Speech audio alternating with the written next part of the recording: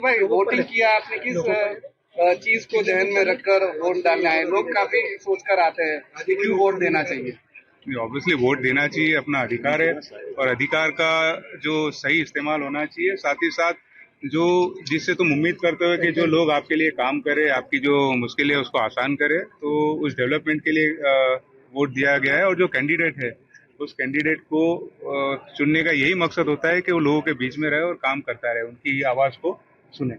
गुजरात में जो ज्यादातर वोटर, सुबह से हम बात कर रहे हैं, वो लोग कह रहे हैं कि जहाँ पर डेवलपमेंट होता है और डेवलपमेंट के लिए वोट दो, तो गुजरात के डेवलपमेंट के बारे में और वोटर जो सोचते हैं, आपकी क्या सोच है? नहीं, बिल्कुल देखिए, गुजरात में जो डेवलपमेंट हुआ है और डेवलपमेंट के काम होते हैं, उसी को सोचते हुए लोग यहाँ पे बहुत अवेयर है गुजरात में। और गुजरात में हमेशा डेवलपमेंट को प्रिफर किया जाता है।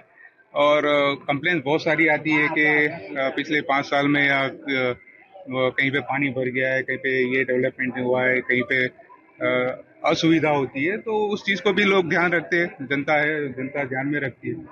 और ऑब्वियसली गुजरात में हमेशा जो जागरूक नागरिक है, वो हमेशा डेवलपमेंट को वोट देती है। आप टीएमसी से सांसद है, आपने जैसे भाई 40 साल तक हटने वाली नहीं है, बंगाल में आएंगे, तो गुजरात में क्या सीन है देखते हैं? नहीं, देखिए, अब मैं आपको ये बोलूंगा कि 40-50 साल गुजरात में भी भाजपा को कोई हटा नहीं सकता, तो आपको अच्छा लगेगा?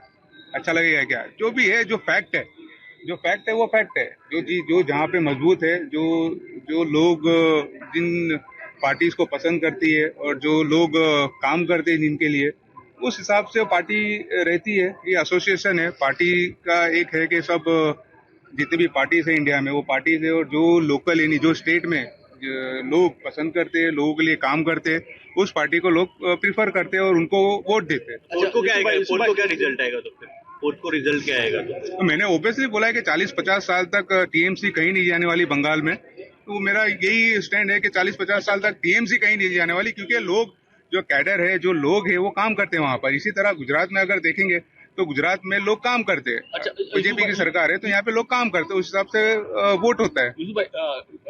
देखिए, 92 लाख जो वोटर्स है, वो उसको बात कर दे और अगर उसको इंक्लूड कर दो आप, तो परसेंटेज 80-81 के आसपास ही रहेगा। तो इसमें कोई बहुत बड़ा मैजिक नंबर नहीं है। जो 92 लाख वोटर्स है, वो बात किए गए, उसके बाद ये जो परसेंटेज का खेल है वो अब आया है। लेकिन अगर वो 92 को अगर आप इंक्लूड करेंगे तो परसेंटेज 80 या 81% ही रहेगा।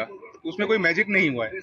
आपने जैसे बंगाल में टीएमसी की बात की, गुजरात में बीजेपी की बात की, तो जैसे 40 साल तक ममता जी बंगाल में नहीं हट सकती, तो गुजरात में बीजेपी नहीं हट सकती, ऐसा मानना है आपका? क्या कहना है? मैंने वही कहा आपको। मेरा जो जवाब है कि आप देखिए, यहाँ के डेवलपमेंट, अगर यहाँ के लोग बीजेपी को पसंद करते हैं और बीजेपी को वोट देते हैं डेवलपमेंट के ऊपर, तो उस हिसाब से सरकार रहेगी गुजरात में।